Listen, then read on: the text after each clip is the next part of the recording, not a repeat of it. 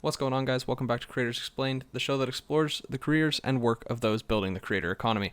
Today, I sat down with Callum McDonnell. He's the CEO of 7X Content, an agency that helps creators grow on social media. You can find all of his information in the description down below. So without further ado, enjoy the interview. So thank you for joining me. I'm going to jump right into it. So what does your company do? Short and sweet. We'll come back to it, but just to start, what are you doing right now? I think my company basically helps creators grow on social media. That's what we do. That's what you do, short and sweet. Okay, we'll come back to that. But I want to jump into, I guess, how you got here. So let's go back to you went to university, right? Yep. What were you studying in university? So I studied economics and politics, and I enjoyed it. And I tested the politics side. So I spent a year working in politics in the UK at quite a high level, as a lobbyist for a company, a big corporation. Okay. And I loved the year because I got to work in the House of Parliament, the European Parliament, meet lots of people. And the company I worked for, we sold airplanes. Okay. And it's such a cool industry, $1 billion industry. Lots of behind the scenes deals go down between countries, and there's a lot of politics involved. So I spent a year as part of my degree working for this company, and I loved it, but I also knew that it was not an industry I wanted to spend the rest of my life in. It is literally like House of Cards, the TV show. Yeah, I've seen it. No one pushed you in front of the train, though? Nobody pushed me in front of the train, but there's A, there's lots of dodgy stuff that goes on, and B, it's just so many people, old white men in suits, meeting in bars in Westminster in London and making deals. And politicians get a bad rap, and rightly so. I loved the House of Cards nature of it all, but I was I don't want to be part of this. Yeah, these might be some terrible people. Yeah. Kind of. So you were on the side of the company lobbying to get the government to kind of do what you wanted to make selling airplanes easier, basically. So you weren't actually under a politician. You were on the corporation side. On the corporation side, exactly. That's that. cool. Anything that would help us sell more planes, basically. Cool. So where did you go from that? So I tested that, and then I came back, finished my degree, and got more interested in the business side, the economic side. And I ended up working for startups, 3 different startups, tech startups, all doing slightly different things. And my roles in each of them were sales and marketing. Okay. And I kind of had this idea that I would join the next Facebook, and have the office with the ball pit and the slide, and work somewhere where you have real impact. You're changing the world with technology and new business models. And then I'd heard that if you did that for 3, 4, 5 years, at the end of that period, hopefully your company would sell or list on the stock exchange, and you'd get a big chunk of money. Might be a bit of survivorship bias there. Yeah. So I basically went into that and did that for about 5 or 6 years. And same again there. I loved it. I had a lot of great experiences. But yeah, maybe after 5 or 6 years, kind of the dream of landing at the next Facebook or Google hadn't happened, and I decided to start my own company. So just to jump back there, you did when you were working in the lobbying, did you take a break from school to do that, or was that kind of like a summer thing, internship thing? That was a 1 year thing, yeah. 1 year. Okay. 1 year kind of placement year in a company, see if you like it. If you like it, then when you graduate, they probably you go back. sign you up. Okay, so yeah. Do you guys do co-op in Europe? Is that a thing? Is that what it's called? It's probably I don't know, the same thing. It's probably the same thing, but yeah, it's your 3rd year of university. Okay, you can just go and work at a company. That honestly sounds, I don't know if like that kind of sounds better than the way they do it here, because the way they do it here is you do 3 semesters and you like separate them. Uh-huh. So it's like I'll do like 4 months at a company, then 4 months of school, then 4 months at a company, then 4 months of school, then 4 months at a company. And you have to do three total to graduate with like the co-op certificate. And so it's like kind of good in the way that you can get um 3 different companies and kind of jump around a lot. But I guess also being at one place for a year would probably, I don't know if you could learn more in a year than you could in 4 months, but I feel like it better, especially if you want to stay there, it'd be better to make those connections. But I guess here you can also just kind of go back to the same company 3 times if they like you. So Yeah, it's definitely something I would recommend anyone does. I think generally, like university is um, a massive waste of time if you don't switch on and realize that it is a massive waste of time and you mhm. need to make the most of it. If you're Yeah, of the mindset like I'm here and there's actually some really good opportunities that I will only get because I'm a student, then like yeah, these types of things are really are really useful because I realized that I could have this fun year and test that career, and like at the end of it I was like, okay, I'm glad I didn't sign up after like straight away for a yeah. full-time job. I could just taste it and then decide, okay, no, that wasn't for me. Yeah. Yeah, I think also the hey, I'm a student. Are you willing to sit down and talk to me card is like very easy to play. Um I think I have like an aligning vision there. I mean,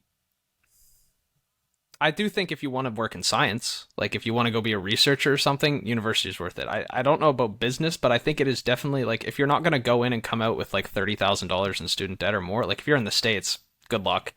I'm in Hmm. Canada, so it's a lot cheaper here than in the States, but I do think if you're in like it's a time where like you have a lot of free time, and I think I'm just kind of realizing that now. Like first and second years, I just kind of exist. I mean, we had COVID first year, so I was just sitting inside banging out classes, playing video games. That was like my life. I was like, this is easy. Um, and now it's like yes, I have courses, but I have like a lot of free time, so that's kind of why I'm like doing this. Anyways, back to you. Sorry.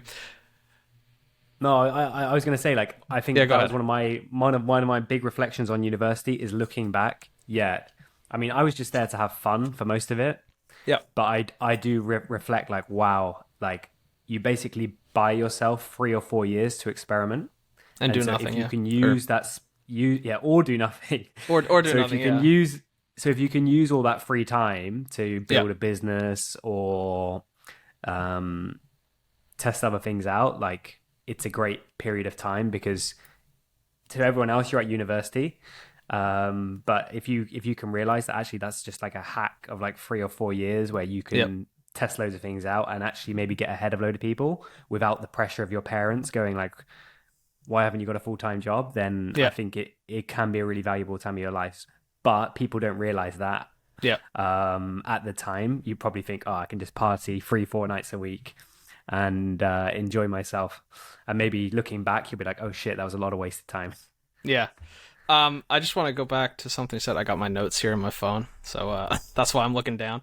Yeah, you talked about the startups too. I don't know if that was it was in like your video, like how I built a content agency. I was watching that one. Yeah. So I guess I'm curious, and I think it is. You still have the same opinion on startups, but I'm curious if I guess what is your opinion? What would your opinion be to anyone say who wants to jump into the startup world, not create one but join one, or maybe create one? Which would you recommend and why? Yeah, I think startups are great because if you join a startup, the amount of impact you can have is insane, and you can very quickly, work at the coalface of a company and like have massive impact in a way that I think in some corporate structures, there's a very clear graduate program and then you're waiting for X person to move on before you progress. And there's like all kinds of like dynamics of the company and how it's been run for years and years, where with startups there's none of that. So you can join and have like amazing impact, and if you want to get involved in sales or marketing or product or um, customer success, like you can can do that, right? And they tend to be full of people who are like-minded, and so they're an amazing way of progressing quickly in your career and probably like working with really cool people. That's the great side of them, and generally speaking, people are trying to do cool things with startups. Yeah. But I've also seen the flip side of it is that, yeah, I've worked at 3 of them, and none of them have had a great outcome. 2 have like done okay, Yeah. and 1 pretty much failed, completely crashed and burned. Nice. And there is definitely a narrative at them, which is like we're here to change the world and like have impact and all that stuff. When the there is an alternative truth to a lot of it, which is they're like financial vehicles for investors to make a really good return on a small investment. Yeah. And so that creates a culture where you're only ever searching for like 10x outcomes. And so good or great or brilliant is never good enough. Yeah. And I've seen that create cultures where it's just relentless, right? You're constantly pushing for more and to go faster. And when that happens, things break. People do things which they might not normally do. And yeah, I've seen the companies go from places where like ideally you want to be creating a product that your customers love to places where like they're not doing that. They're just like driving to try and meet the needs of their investors and the results that they want to have. And I've seen people kind of lose their companies, be forced out, and things go really badly wrong. And I think that's the flip side, the dark side, that's probably not talked about so much. Yeah, there's I don't even know what the statistic is, but it's like 70 or 80 or 90% of all startups fail within 5 years, something like that. Plus, I think the venture capital rule of thumb is like 9+ years to exit for a startup. And I mean, their whole playbook is literally throw darts at the wall and hope one sticks. It's like you're looking for what, 1 out of 20 to be a successful investment because you're only putting up like a few grand. Well, that venture's like a few million, but yeah, that's it's a very interesting industry too, like venture capital specifically, especially where you see like during COVID, I feel like there was like a lot of investment in companies that at the time it was like, oh, this is great, but now it's like, well, hold on a minute, like these companies aren't actually making money. They haven't been making. Are you familiar with esports at all, especially in North America? Okay, so I find there's a bit of a bubble there. There's a lot of do you have any esports clients? Am I like dumping on your clients right now? No, okay. You just have like companies like, I mean, I love 100 Thieves. They're a big like apparel brand. I think they did apparel really well. They just like they built a huge streetwear brand off of the gaming audience, but they've also received like probably close to $100 million in investment, and I just can't see how they're pumping out that much in revenue. Like there's no way, because they're paying their creators, they're paying their like. So there's people making $1 million a year playing Valorant. Not a lot. That's only like the top of the top, but it's insane. Anyways, I'm going off on a tangent, but yeah, venture capital is a very interesting industry. I think we're seeing a similar thing with AI, like money being dumped into AI startups. It was esports, crypto, AI. It's something, that's for sure. Yeah, and I think if I was to say to someone like of all the companies you can work for, yeah, I would say like startups are really good. But I also think now in that another good option is just finding something that you're interested in, and then finding like the best company for that, and then try and work in that for that company or for that entrepreneur or that leader. Right. I think that's probably, if I was to go again, I would say, yeah, I might still do startups because I do think you can have a lot of impact and grow and develop really fast. But I think another route that maybe I didn't think of was think of a person. So I'm lucky to work with some really cool entrepreneurs, and with all of them, I'm sure that if there was a younger version of me, another path would have been like to reach out to them and say, look, I'd love to come and work for free for you for a year. And I think you'd learn so much that way. And I'm sure that they would probably pay you as well, right? Because Yeah. they probably would love the idea of like, oh, wow, this person really wants to come and work and learn from me for a year. I think that would be a new alternative path that I would suggest to myself if I was just coming out of university again. So good learning experiences, but not long-term plans for sure. What else do I got? You had Danny Buck on your podcast, and he said there's one thing he mentioned where he said that, I feel like you might have posted this on LinkedIn too, but he was like, most people want to be billionaires, but he was focused on earning just like 5K a month. And I'm wondering what your view on that mindset is, if you have a similar focus. Yeah, I love that mindset. Danny, so I would say as I was coming towards the end of working at startups, I started listening to a few different entrepreneurs talk about designing your life for freedom and optimizing for freedom versus money. And Danny has this amazing philosophy, which is that him and his wife only needed 5K a month to be living a good life. If they were running their own company, because they had freedom, they could travel, they could do whatever they want, and they would have enough money to have like a reasonably good life. And that's what like they optimized for, they aimed for when they set up this D2C brand. And of course the kicker is like when you start thinking like that,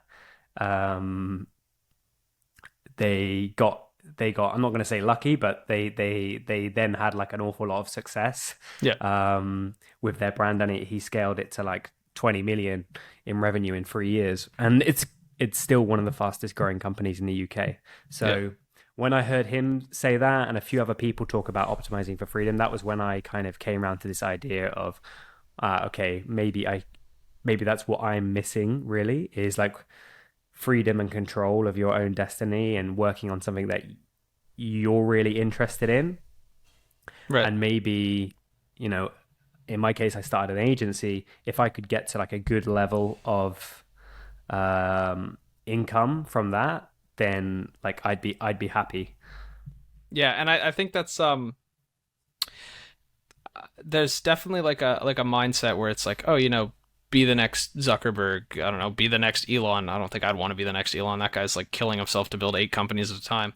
But there's like that mindset where it's like, oh, okay, I want to drive the $100,000 car. But then it's like, and at least for me and like everyone I know in university, it's like we're making like $2-3 grand a month right now. Like if we're working like university level jobs, just to like pay for tuition and stuff. And it's like, just think of it like how crazy easy life would be if we made 7, 8, which is Canadian. So you translate that over to euros and it's like, you cut it in half. So like 10K Canadian a month is like 5,000 euro, which is like, and that's insane. That's like 10K Canadian a month is 120,000. I think the median family income in our province is like maybe 70.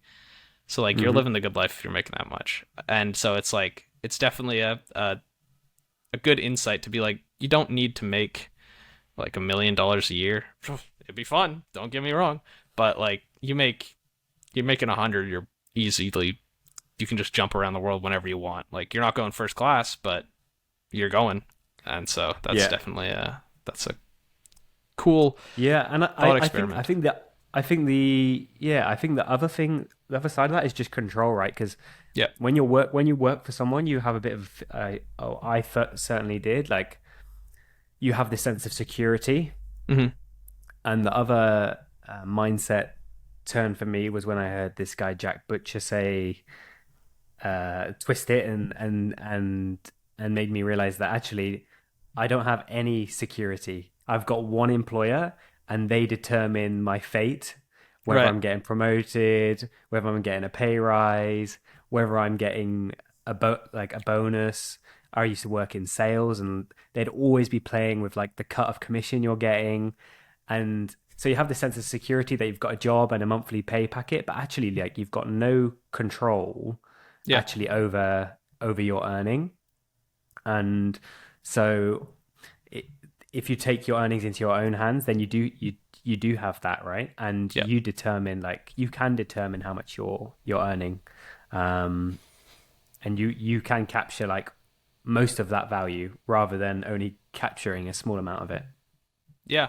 One thing, kind of on a similar note that I've kind of thought about recently that I've seen heard people talk about is companies that do like really high value clients but not a lot of clients.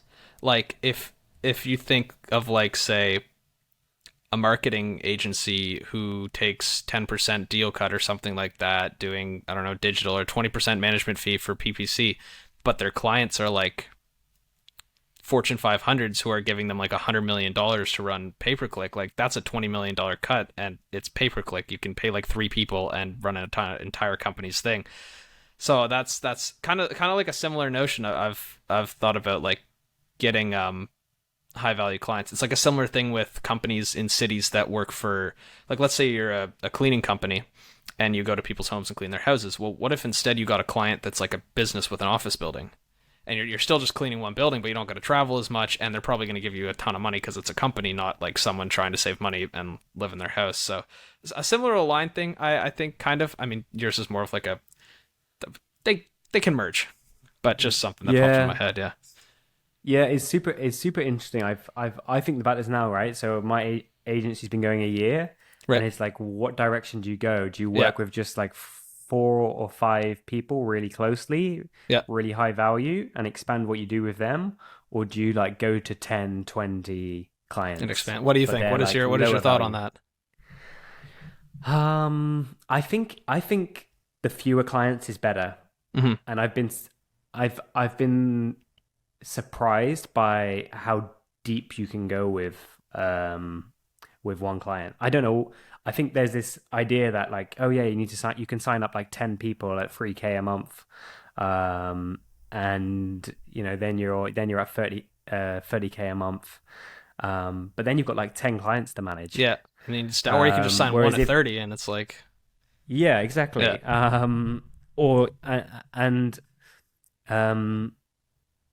And it's definitely easier. It's definitely easier to work with fewer clients in my opinion. And there's a guy called Charlie Light who I also had on my podcast, who runs like a ghostwriting agency on Twitter, and he said to me that when he started to expand to like that 10, 20, I think he got to like 50. He was doing like 50K a month. Yeah, that's when the business started to fall to pieces, because you couldn't control the quality and the operational headache of like managing all those clients was really tough. And whereas before, like, he might have just had, the other way to go is like work with 5 clients and they each pay him like 5 or 10 grand a month. It's less of a headache and higher margin probably. Yeah, I think there's like an example of this in like influencer management, where it's like Night Media, right? They have like very few clients. You've got Mr. Beast, you just need need him, they have right? Mr. Beast. Do a good job with him. Like, don't worry about it. Then you're good. They've got, and plus, like, because of him, I think they have like, because Night is like, it's like 4 companies in one. Like, they have a venture arm, they have a management arm, I think they have like a production arm, and so like they have like Feastables, like a huge stake in Feastables, so their company will be fine. But it's like the same thing where like you think about like talent agencies that have like hundreds of influencers, but none of them are like huge. So it's like, like UTA is an exception because they've been in the business for a long time. I don't think they're going anywhere, like United Talent Agency. But if you think about like I don't know, I just feel like I would much rather, obviously it's hard to get in front of those people and convince them why you'd be a good manager, but like if you can do it, I would go for the high value as well, because also people who are like willing to pay you that much are probably more secure than like a smaller client who can't pay as much, if that makes sense. Like if a podcast is easily able to drop like 30K on you, they're probably going to be like a more stable client than someone who's going to drop, $1,500 a month. So I think you're probably moving in the right direction with that. Definitely. And if you want to have like go ahead.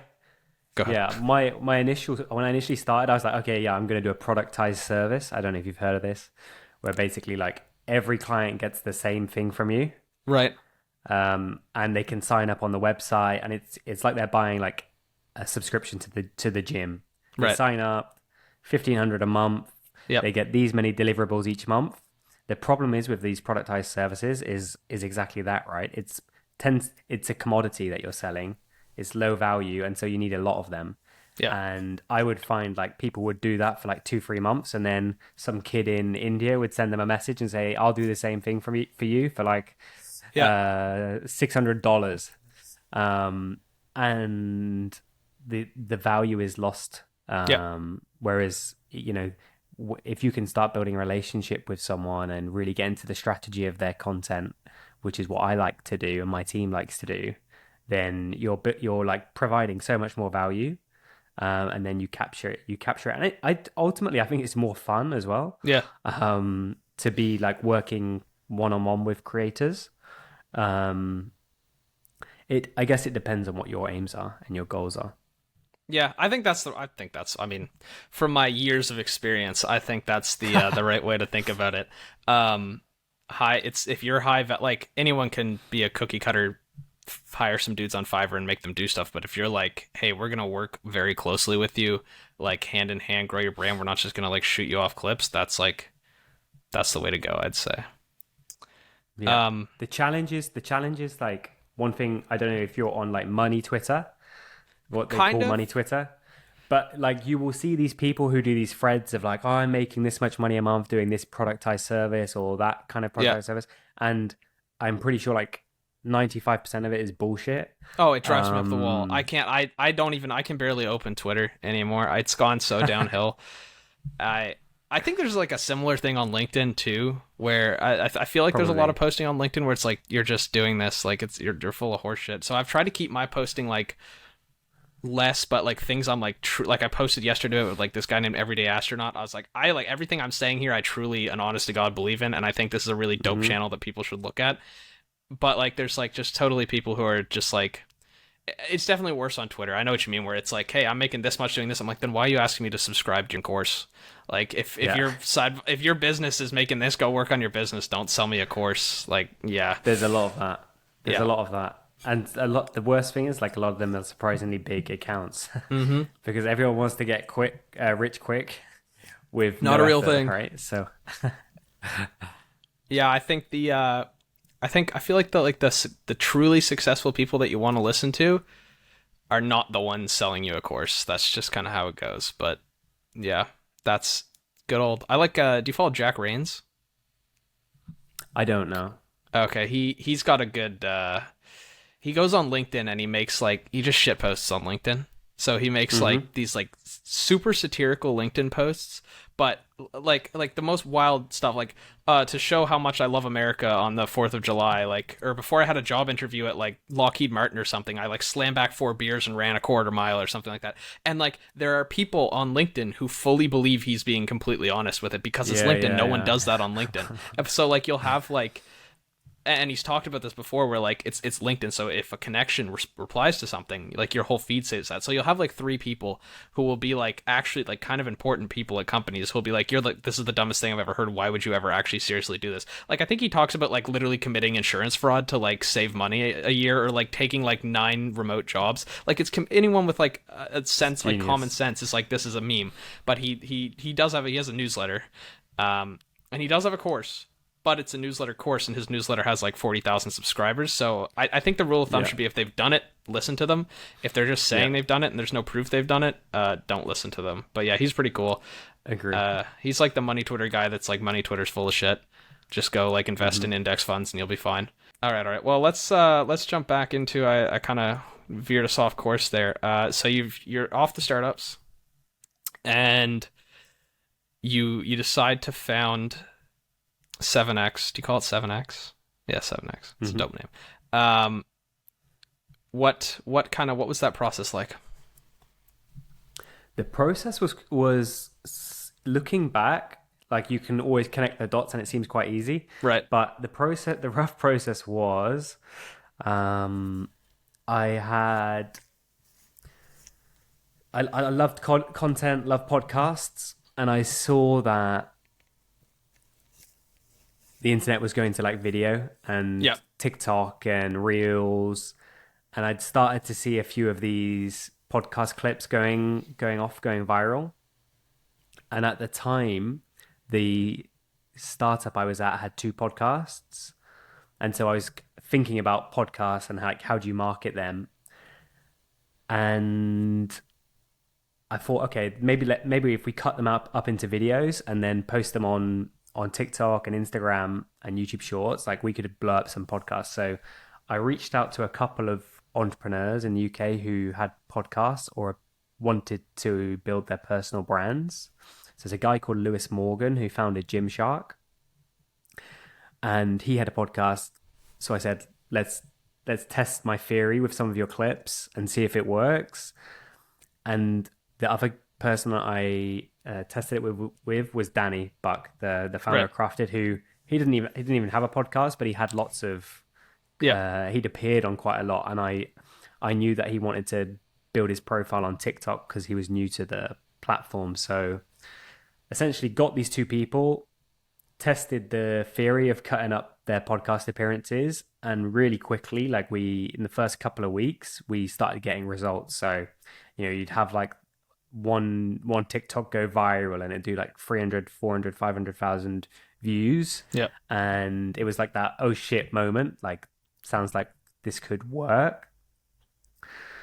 And people would pay me money for it, right? Yeah. No one had paid me for it, but like they were like, yeah, I would pay for this service. So I kind of had basically at least one client lined up, and I pitched it as well to On Deck, the company I was working at, as a service, and they said, yeah, I think we'd be interested in that as well. And that kind of gave me the confidence to go, okay, well, I'm going to stop working for you, and I'm going to start this agency, and it would be great if you would be one of my first customers. And so that was how it started, really. That's dope. Quick sidebar. Do you think so? Short form content, like repurposing of long form content for short form, so cutting up long form YouTube videos and posting them on Shorts, Reels, TikTok. It works for podcasts for sure. Do you think it works for other versions of long form? I don't know if you've noticed anything like that, or if you guys do anything like that. I've not done it, but I've seen it. I've seen it work. So just like YouTube videos, for example, I've seen them chopped up and put on those platforms, and it works. A couple of YouTubers I know in the UK, one's called Zach Alsop, and I've seen his videos do really well on short form. And there's another one called Max Fosh, who absolutely kills it on short form with his YouTube videos. But it very much depends on the content. A lot of Max's stuff is street interviews, right, which is just like easy to crush.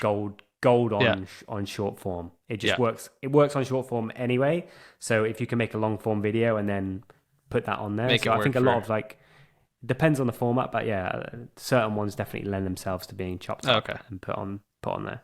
Yeah, I've found it definitely works for podcasts. I'm not sure about like, what are your thoughts on building a community on TikTok in terms of like whether or not that's actually, I guess like really, I guess it is possible because you look at people like Alex Earl and like the mega stars, but I don't know if I don't know. Maybe I guess my opinion is always just I'm like a big YouTube stan. I'm like YouTube's the platform to be at if you want to build a community and like not be a gigastar, because like 1 million followers on TikTok is like not comparable to 1 million on YouTube.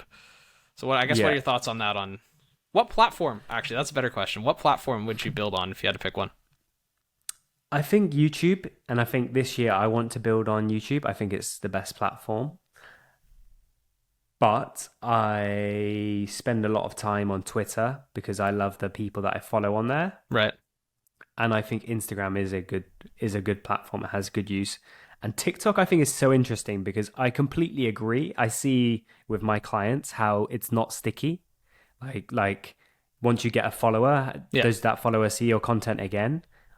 I don't know is the honest answer, because I don't think TikTok does a great job of showing your content to them again, because that's not the point of it. It judges every video on its merits. But at the same time, I've discovered so many good people on there. Right. That I then follow on other platforms, that it does work. And I was with someone last week called Dr. Julie, who in the UK, I think she's got like 3 or 4 million on there. She's she's a psychologist, Right. and Oh, I might have. that platform has blown her up, no Yeah, doubt. it's like recently, right? She's like blown up within the last like year or two. I guess Yeah, TikTok's not been out exactly. for more than like 5, but yeah, I Yeah, think I know who you're talking about. I feel like I saw like a piece somewhere on her. Definitely yeah. I sounds. mean, and she's blown up really quickly, and then Penguin have jumped on, and she's written a book, and so don't sleep on TikTok, I think is the answer. Okay. I think if there's one place to like that's gonna give you virality instantly, it's Yeah. TikTok. It just does such a good job, the algorithm, of finding an audience for you. So Right. I think it is really valuable, but you're right. It's like also annoying in that it your followers don't see your stories every day in the same way they would do it on Instagram. Right. And I guess if you're into making like long form podcasts, you want to jump to YouTube. That's just the way. If you want to make short form, I mean, make it on TikTok, put it on everything else. Because Yeah. I know Mr. Beast was talking about this, and I have like a weird, not a, like a opinion of Mr. Beast. I guess I've kind of stolen this from other people, but he's kind of like so big right now to the point of where like you can't really take his advice. Like you'll think like people will look at Mr. Beast who want to be a YouTuber and they'll go, "Oh, he's analyzing his retention graph." And it's like, "Okay, but that's not important. Go look at what Mr. Beast did for like the first 5 years of existing. He just pumped out videos and they got better over time." So it's like you don't need to be looking at retention graphs. Like he says he'll be in an interview like Colin Samir. Are you familiar with Colin and Samir? Yeah. Okay, I love them. They're like my like life inspiration. Yeah. So they've got a few videos with him, and in one of them he'll be like talking about all this like technical stuff he does, but then he'll be like, yeah, but the most important thing is you just got to go create. And then people will ignore that part and like hyper focus on the rest. So that's kind of I just completely forgot what like the original point was and where we were coming from. Yeah, but I hear you, I think he like there's such a good video doing the rounds at the moment. It's like 10-12 minutes of him giving golden Yeah, advice, and so much of it is good stuff, like give people a reason to watch to the end. right. Put like a week's effort into one video instead of like one video every day. But you're right, like yeah, a big part of I think so many content creators is the relentless grind over years and years. I was looking at Hormozy's stuff, Yeah, Alex Hormozy's stuff yesterday. I was just looking for his YouTube channel. That guy has put out hundreds of videos for years. it's And like they did same nothing. with They did no views. yeah. And I think over time you just learn. Like people, I don't know if you can even point to like a star who's maybe on TikTok, but like people who have like long term like longevity in like a content creation career have been putting out video like Colin and Samir. They've been putting out videos for like they built the lacrosse network like 10 years ago, sold that. Yeah. And so they've been making videos trying to find their footing, and like their channel, I first started watching their channel like 4 years ago. They did not like the subscriber count was sub 100,000, and it's been in like the last year and 2 years that they've kind of like whoop right up like that. And I think that's kind of a thing with creators. It ends up being exponential. Now I'm not saying that. I mean, maybe it's a survivorship thing where I'm like, I like that word survivorship, where I'm like, you know, only the people who see that exponential growth are the ones talking about it, and maybe you don't hear from the people who crash and burn. But I think if you make YouTube videos like consistently, even if like once a week for like 3 years, you're gonna get something out of it. Even if it's not success, like assuming you're not just making like you're improving week after week, you'll learn stuff that I think would be invaluable. So I definitely think that's consistency is definitely key there. I think that's like the biggest message you can take away from almost any people talking. It's always like consistency. It's relentless consistency. And the ones that are consistent are the people who like genuinely love and enjoy what they're doing. Yeah. And once you do get a win, you've got to double down. So Dr. Julie, when I was with her last week, she got traction pretty quick on her videos on TikTok.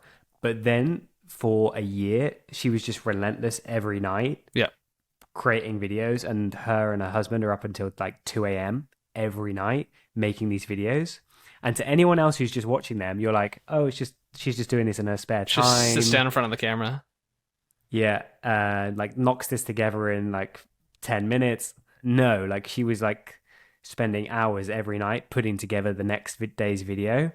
And there's a bunch of TikTok creators are on my mind because we were talking about them. There's Yeah. a bunch where as soon as you get that traction, you've got to double down and go for it. Whereas lots of people, they'll get that initial like 1 million view video or 10,000 view video or a blog post that goes viral or the newsletter that does really well, and then you stop. Yeah. And it's hard because like life gets in the way. But I think that's the other thing that holds people back. It's just purely consistency. And over time, you'll you build up your audience, and they trust that you're coming to them each week with value and great content. Yeah. I mean, it's the same thing with like, I think that's like the same thing with anything in life, right? You go to the gym, True. you look around the gym, pick like the most jacked dude there, ask him how long he's going to the gym. Been going to the gym. It's like, it's going to be years. Well, there's like a few genetic edge cases, but for the vast majority, it's a long time. And that's the same with any sport, anything. You want to get good at cooking. Your first dish is going to be garbage. Trust me, I'm an expert at that one. All of my dishes are garbage, but I think they don't get better. They don't get better, but I kind of do it for like comedy's sake. So, when I'm around other people, I cook up like a monstrosity, and it's kind of funny. Yeah. So I'll just jump us back finally then to wrap it up. So you start the company, you bring in some clients, you're going now. I guess where do you see the future going for you? Is it always 7X? Do you got any other? Yeah, so I mean, basically, it turned very quickly from a few, a kind of like couple of clients to five or six clients, and they're basically the best podcasts here in the UK. So basically, the top podcasts in their categories like business, sport, comedy, and a couple of others more niche. And it's been a year. I love the work that we create. I've built a team of like 5 or 6 people. I think actually we might be at 7 now. And the goal is keep doing amazing stuff with our clients and find ourselves working on amazing projects and amazing podcasts. But also, I think part of my goal with this has always been to then like develop our own media brands, and I'm excited this year to start working on that. So whether it be my own content that I'm creating, or maybe we create some like media brands in their own rights. We're not sure yet. We're going to test a few things and then see how it develops. But I'd love to kind of take the secret sauce that we learn from working with our clients and then show that off with our own kind of media brand, creator brand, whatever it is. And so, yeah, that's kind of what the next year is really. Awesome. Final question. Do you have like a dream client? It sounds like you've kind of got a hold of the UK podcast market. I don't know. Do you want to expand, go international? I mean, I love Huberman. And yeah, I would love to work with someone like that. I think he is super, super cool. And there's this podcast called Founders, which I was listening to today, which is insane. I would love to work with the guy behind that. It basically is like the story of the most successful people in history. So he'll read like their biography and then tell you the lessons from it. And it's gold. Like I'm just listening to the James Cameron one. There's an amazing one on Tiger Woods. It's like this podcast, you listen to it and then you want to run through a brick wall. It's so good. Yeah. Yeah. Awesome. Well, where can people find you? Where should people look for you? So my name is Callum McDonnell. And if you put that into Google, hopefully you'll find me. My agency is 7X Content, which is www.7xcontent.com. Awesome. I'm sure we can put my links in the I will do the that. Yeah. as well. Throw up your LinkedIn and all that. Awesome. Well, thank you for sitting down with me.